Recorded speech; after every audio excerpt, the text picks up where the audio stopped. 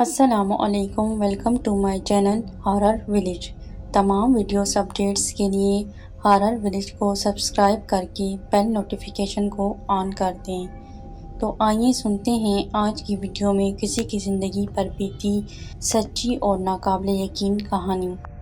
اس نے مجھ سے انسانی گوشت کھانے کی فرمائش کی، ساتھ میں انسانی خون سے پیاس بجھانے کی بھی۔ یہ سن کر میری ریڑھ کی ہڈی میں سنسناہٹ دوڑ گئی۔ وہ مجھے عجیب نظروں سے انتہائی غور سے دیکھ رہی تھی، گویا مجھ سے میری محبت کا ثبوت مانگ رہی ہو۔ نہ جانے کس طرح میں نے مارچ کو خوشی کرنے کے لیے حامی بھر دی اور وہ خوشی سے منہ پھاڑ کر کہکا لگانے لگی۔ میں اسے پھٹی پھٹی نگاہوں سے دیکھتا رہا۔ آج بہت عرصے بعد اس کے چہرے پہ ہنسی آئی تھی۔ مجھے بالکل سمجھ نہیں آ رہا تھا کہ میرے ساتھ کیا ہو رہا ہے۔ اتنا سخت کام تو مجھ سے آمنوں نے بھی نہ کرایا جو میں اب کرنے جا رہا ہوں۔ نہ جانے کس طاقت کے زیر اثر میں ہاں کہنے پر مجبور ہو گیا۔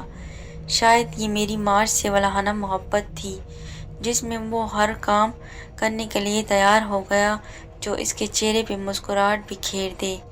میں نے مارچ سے ایسی فرمائش کرنے کی وجہ نہ پوچھی کیونکہ مجھے معلوم تھا کہ ایک طویل نیند سے جاگنے کے بعد یہ اس کی ضرورت ہے۔ میں اسے ہر حال میں خوش دیکھنا چاہتا تھا کیونکہ جب وہ مجھے دوبارہ ملی تھی تو خوش نہیں تھی اور میں نے اسے خوش کرنے کی ٹھان لی تھی۔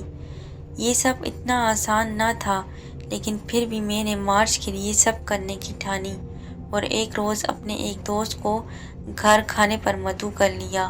وہ خوشی خوشی راضی ہو گیا کیونکہ وہ جانتا تھا کہ میں مارچ کے بعد کتنا اکیلا ہو گیا ہوں اور تنہائی مجھے کاٹنے کو دوڑتی ہے، لہٰذا مجھے کسی ساتھی کی ضرورت ہے۔ اس بیچارے کو کیا معلوم تھا کہ میں نے اپنی محبت واپس حاصل کر لی ہے اور آج وہ اسی محبت کی خوراک بننے کے لیے میرے گھر کھانے پہ مدعو ہے۔ میں مارچ کی محبت میں اس قدر خود غرض ہو جاؤں گا مجھے پتہ نہ تھا۔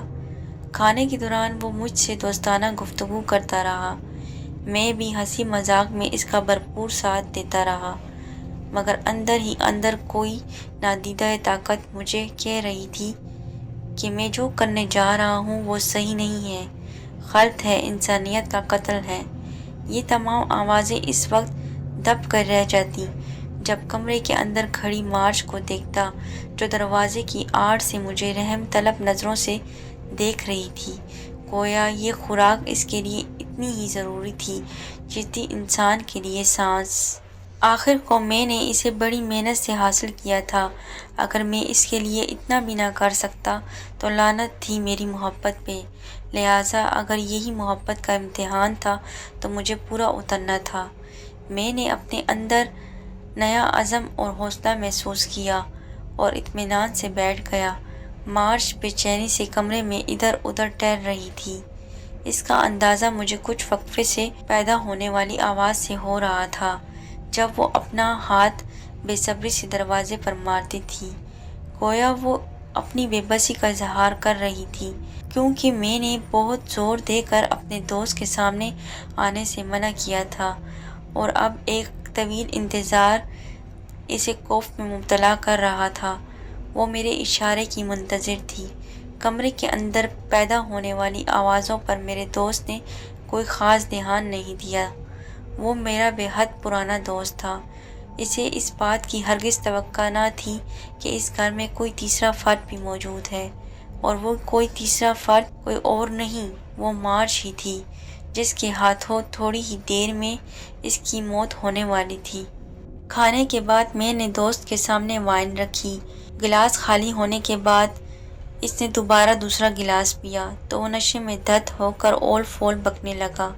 کچھ ہی دیر بعد وہ نشے میں ڈوبا خراٹے لینے لگا اور میں نے آگے بڑھ کر مارچ کو کمرے سے باہر آنے کی اجازت دے دی، جو نہ جانے کب سے اس گھڑی کا انتظار کر رہی تھی۔